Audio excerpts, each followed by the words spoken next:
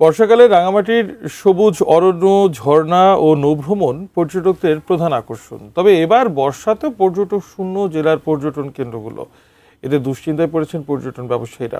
এ বিষয়ে বিস্তারিত জানাতে পলওয়েল পার্ক থেকে যুক্ত হচ্ছেন প্রতিনিধি ইমতিয়াজ কামাল ইমন।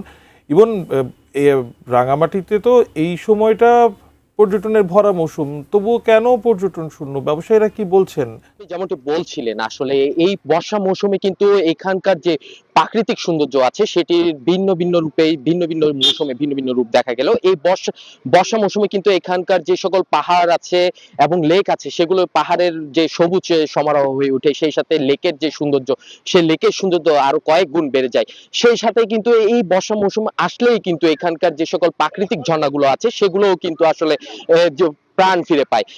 তারপরেও কিন্তু এইবার এই বর্ষা মৌসুমে কিন্তু পর্যটকের যে আশানুরূপ পর্যটক আসা, সেই রকম পর্যটক কিন্তু এই মৌসুমে কিন্তু দেখা যাচ্ছে না। আমি এই মুহূর্তে রয়েছি রাঙামাটির অন্যতম বিনোদন কেন্দ্রের সামনে, পলওয়েল পার্ক। এখানেও কিন্তু আমি সকাল থেকে এখানকার যে সকল বিনোদন কেন্দ্রগুলো আছে সেগুলো ঘুরে দেখেছি। যে গত বছরের তুলনায় এই বছর কিন্তু অনেক অংশে কিন্তু পর্যটকের সংখ্যা কমেছে এবং এখানে যারা এই পর্যটকরা ঘুরতে আসছে, আমি বলেছিলাম যে এই বর্ষা মৌসুম হলেও কিন্তু এই সময়টাতে আসলে প্রচন্ড রোদের তাপের কারণে কিন্তু অনেকেই আসলে ঘুরতে বেরোতে চাচ্ছেন না। সেই সাথে কিন্তু আমি এখানকার যে ব্যবসায়ীরা রয়েছে সেই ব্যবসায়ীদের সাথেও কথা বলেছিলাম, যারা আসলে এই পর্যটক সংশ্লিষ্ট যে ব্যবসা করে থাকেন, তাদের সাথে কথা বলে তাদের সাথে কথা বলার পরে তারা যেটি আসলে আমাকে জানিয়েছে, এই বর্ষা মৌসুমে কিন্তু পর্যটক আসলেও কিন্তু এবার পর্যটকের সংখ্যা কিছুটা কম। সেই সাথে কিন্তু এই মার এসএসসি এবং এইচএসসি পরীক্ষার কারণে কিন্তু অনেক অংশে পর্যটকের সংখ্যা কমেছে।